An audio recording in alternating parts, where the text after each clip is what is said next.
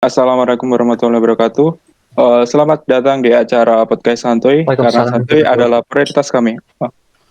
Pada video kali ini, perkenalkan saya Muhammad Jarol Lisani, saya sebagai host pada acara podcast Santuy kali ini.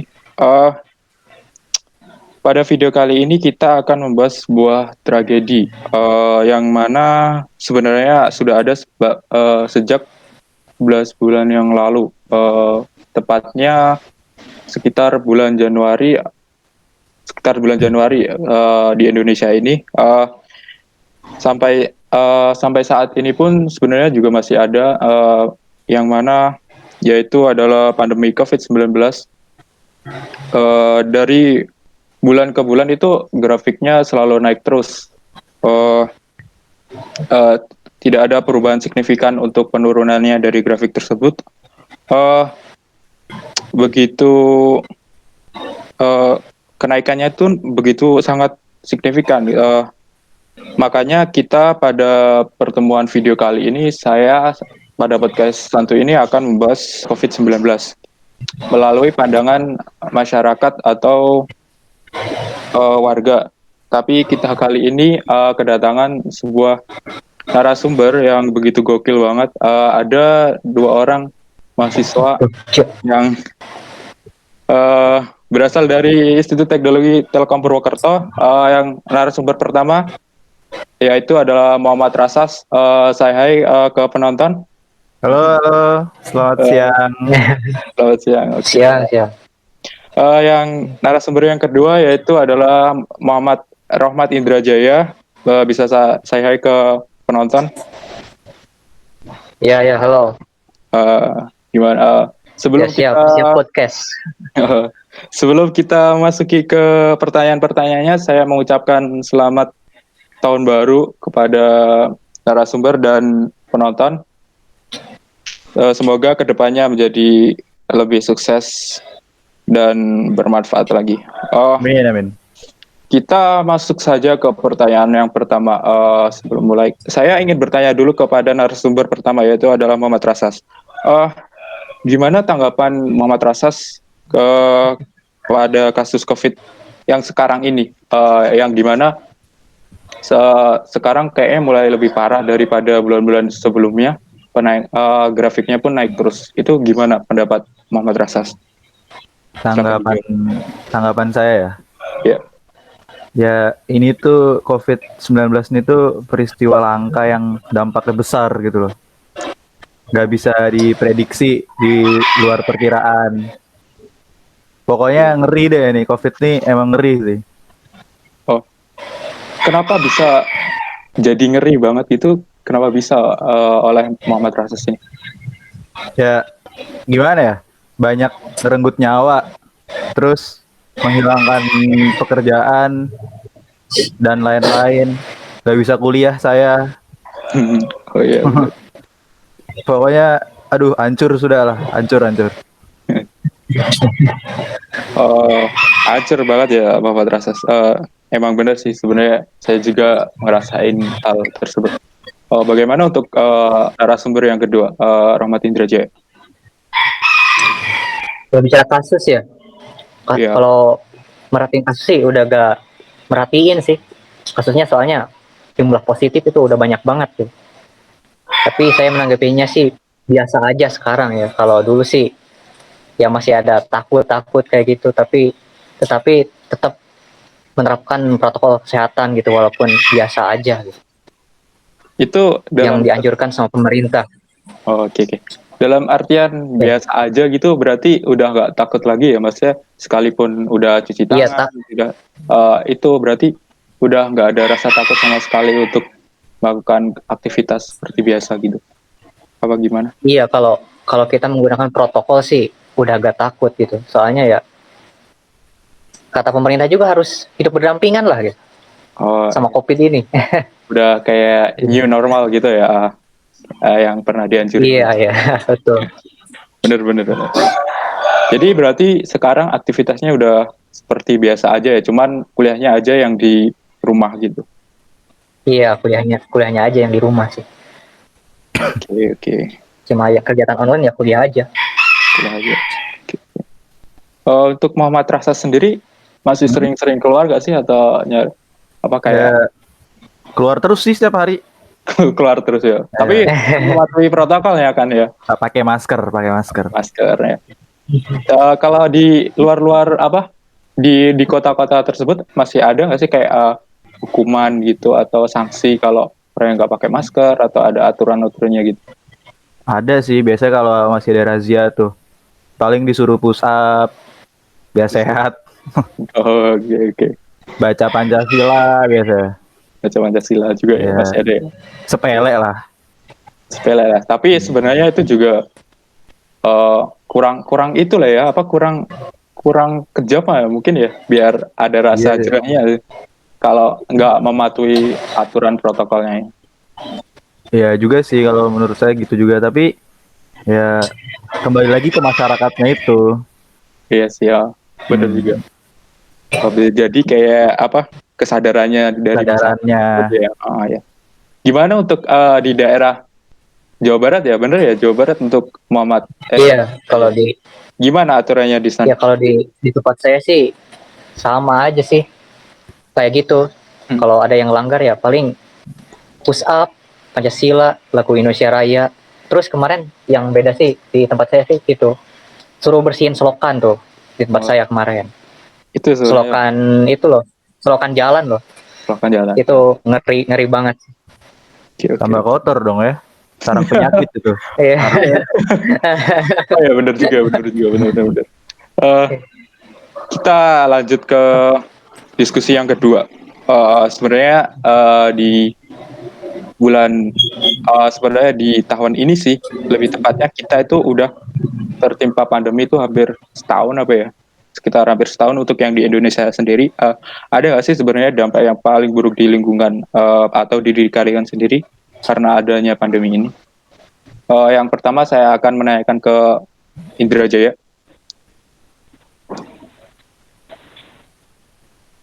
Gimana Mas Romat? Oh saya ya. Ya, Dampak dampak di untuk kita ya. iya untuk kita. Yang paling Kalau paling fatal gitu loh untuk diri kita sendiri. oh ya kalau di saya sih paling di orang tua ya, ekonomi gitu sedikit turun gitu. Yang awalnya ya normal-normal aja gitu kok, keuangan ekonomi, dan tapi sekarang ya, kayak gini gitu gara-garanya COVID gitu. Gara-gara COVID. Usaha gitu kurang kurang baik gitu kalau di keluarga saya sih, di lingkungan saya.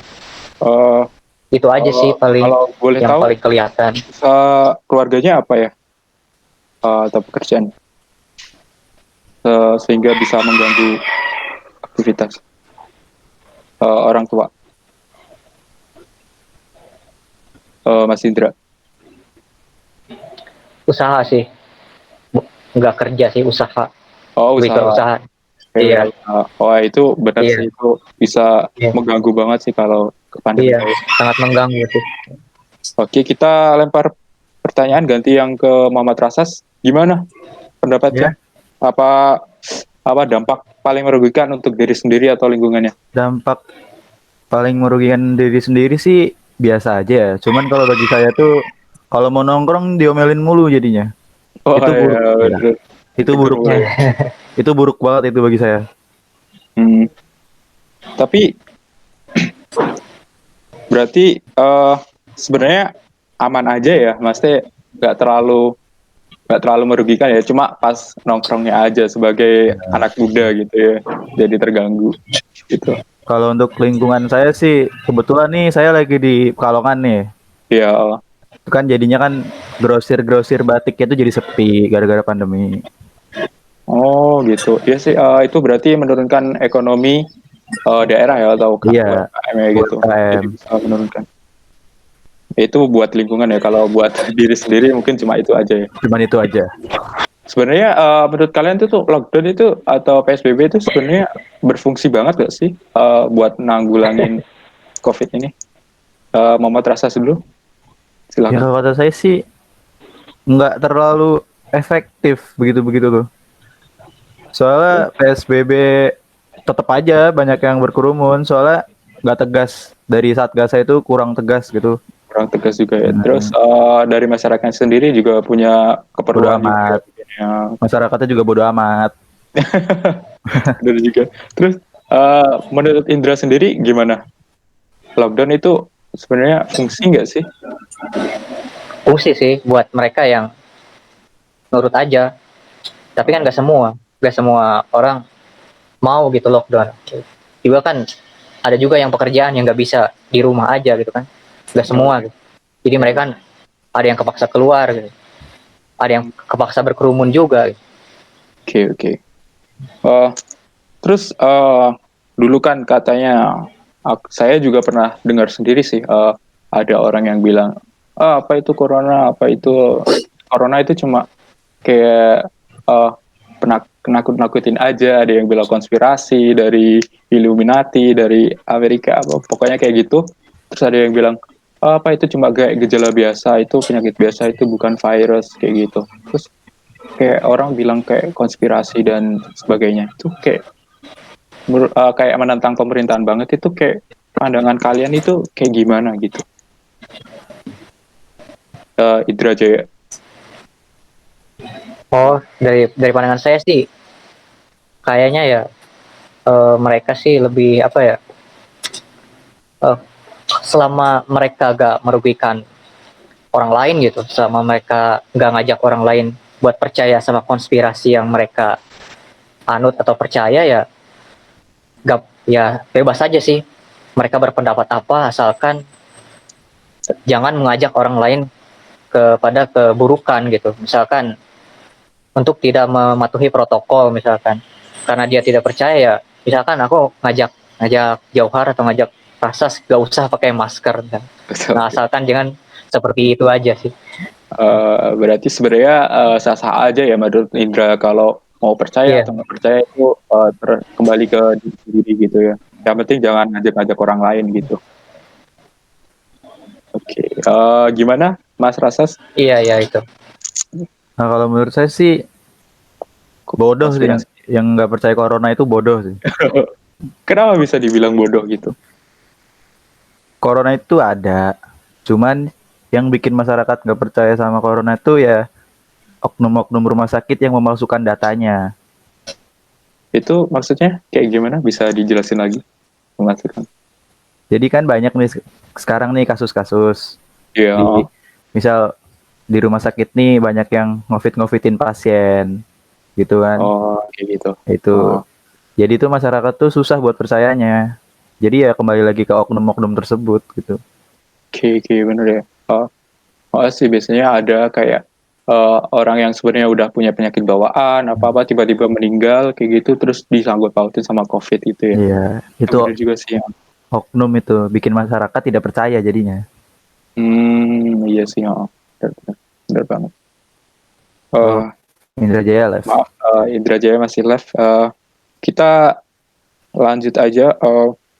Menurut Mas Rosa sendiri, pencegahan COVID itu yang baik dan benar itu kayak gimana ya? Kayak buat mencegah COVID itu. Ya menjaga COVID ya. Yang penting ya kayak hidup biasanya aja gitu. Eh, Terus Sebentar. ya Udah. Tadi delay. Sorry. Bisa ya dilanjutin. ya jaga kebersihan, jangan jorok. Ya pakai masker lah. Kalau bisa pakai masker terus keluar. Hindari kerumunan udah sih. Itu aja kalau kata saya mah. Minum-minum vitamin, buah-buahan. Bener ya. Ya. Ya, yang penting jaga kesehatan gitu Jaga aja lah, Mas. biar badan fit terus. Biar sistem imunnya terjaga. Keba Terus gimana untuk Mas Indra Jaya? Menurut Mas Indra Jaya sendiri, pencegahan COVID ala Mas Indra Jaya itu seperti apa? Ya COVID menurut saya sih menerapkan protokol ya yang udah dianjurkan, tetap itu aja sih. Ya pakai masker, misalnya cuci tangan, bawa hand sanitizer kemana-mana, Oke. Oh, hindari kerumunan gitu. Kalau kalau habis sama orang sakit ya misalkan periksa, atau jangan dekat-dekat sama orang yang lagi kurang baik kesehatannya lah. gitu. Itu aja sih. Ya kayak gitu. Kayak menerapkan sistem protokol yang udah dianjurin 3M apa ya? Ya, Mencuci tangan, menjaga jarak sama apa satu lagi? jaga jarak. Memakai masker. pakai masker. Lupa. Jarang keluar rumah juga sih, jarang nonton TV juga, jadi pengetahuannya juga kurang tahu. Dengar-dengar juga vaksinnya itu kemarin udah datang pas tanggal 6 Desember apa salah, 6 Desember dari Bandara Soekarno-Hatta. Menurut kalian sendiri tuh vaksinnya itu berarti bisa nggak sih jadi salah satu kunci buat negara Indonesia ini biar kita bebas dari pandemi ini? Buat Mas Rasas gimana? Ya kalau yang namanya penyakit tuh pasti ada vaksinnya kan. Oh, Ada iya. ada penawarnya. Nah itu mungkin ya bisa vaksinnya jadi solusi buat hilangnya pandemi ini. Tapi balik lagi, vaksinnya itu tingkat kebagusannya itu sangat jelek kalau buat di dunia, ya nggak sih? Oh iya sih, bener-bener. Iya, menurut informasi Itu ya kurang tahu lah saya itu. Hanya Tuhan yang tahu udah. Asra aja ya berarti. Pasrah aja Gimana buat udah. Mas Indra, gimana pendapatnya? kalau menurut saya sih eh, palingan nunggu aja ya. Nunggu kalau vaksinnya udah disebar gitu, udah direalisasikan gitu. Gimana gitu. Eh, Ya, bagus atau enggak gitu. Kalau bagus ya berarti nanti masalahnya selesai gitu. Mungkin kalau nggak bagus ya eh, nyari solusi selanjutnya mungkin pemerintah sih. berarti kuncinya ada vaksin yang bagus ya, atau benar-benar teruji klinis bisa memperkebal daya imun gitu. Terus juga belum lama ini ada perombakan kabinet di Menteri Indonesia Maju. Ada 6 menteri itu yang diganti. Salah satunya itu dari Menteri Kesehatan. Eh, Kalian sebagai mahasiswa itu harapan atau pesan-pesannya buat Kemenkes itu kayak gimana buat di pandemi ini? Muhammad Rasas, silakan dijawab. Menterinya diganti ya? Itu Diganti gimana? sama Pak Budi. Oh, saya kira diganti sama Luhut. Oh, bukan. Oh, bukan. Enggak. Oh iya, bukan. Panggil semuanya ntar. Ya, menurut saya sih pesan saya ke menteri yang baru nih ya, Ya, menteri yang baru. Menteri Kesehatan. kerja lah gitu. Jangan Luhut terus yang kerja, capek kasihan. Iya, saya diambil semua ya. Lord Gimana? Luhut. Oke, berarti harus kerja yang bagus lah pokoknya. Ya, jangan korupsi. jangan ngilang-ngilangan lah. Oh iya, benar-benar jangan sering hilang juga ya. Ya, Terus kering buat hilang. kita lanjut ke Mas Indra Jaya, gimana pesan-pesannya buat Pak Kemenkes ini pas pandemi kayak gini? Kalau dari saya sih sama Pak Menteri yang baru ya bisa menangani pandemi ini dengan baik dan bisa mengajak seluruh elemen masyarakat untuk kerjasama gitu. Oke. Menghapus pandemi ini bersama-sama, Iya. nggak hilang-hilangan ya kayak kemarin ya. Jadi kan Oh, iya. yang dicari gitu kalau ada apa-apa tentang ini Menkesnya lagi. Iya, oke. Dan yang paling penting sih semoga amanah gitu. Amanah. Gitu Benar-benar aja. juga. Jangan korupsi juga sih ya. Kayak Iya. menteri-menteri yang lain. Udah berapa ya? Udah 3 apa 2 ya menteri yang korupsi itu yang di pas pandemi? Dua Oh, iya. Korupsi. ya. Jadi yang bisa saya tangkap sekarang ini, sebab pandemi ini bisa sebenarnya diatasi dengan cara kembali ke masyarakatnya sendiri, melalui protokol aturan pemerintah dan menerapkan 3M dan lain-lain kayak gitu. Semoga pandemi ini cepat selesai. Amin. Saya ucapkan juga terima kasih kepada dua narasumber keren kita ini. Terima kasih, bagus sekali Sama-sama. pendapatnya. Kepada Muhammad Rasas dan Muhammad Indra Jaya, terima kasih. Demikian podcast santuy kali ini pada episode yang pertama ini. Untuk memenuhi tugas dasar multimedia ini, saya ucapkan terima kasih kepada penonton juga yang sudah menonton acara ini. Demikianlah podcast santuy pada episode kali ini. Saya ucapkan terima kasih kepada semuanya. Assalamualaikum warahmatullahi wabarakatuh. Waalaikumsalam warahmatullahi wabarakatuh.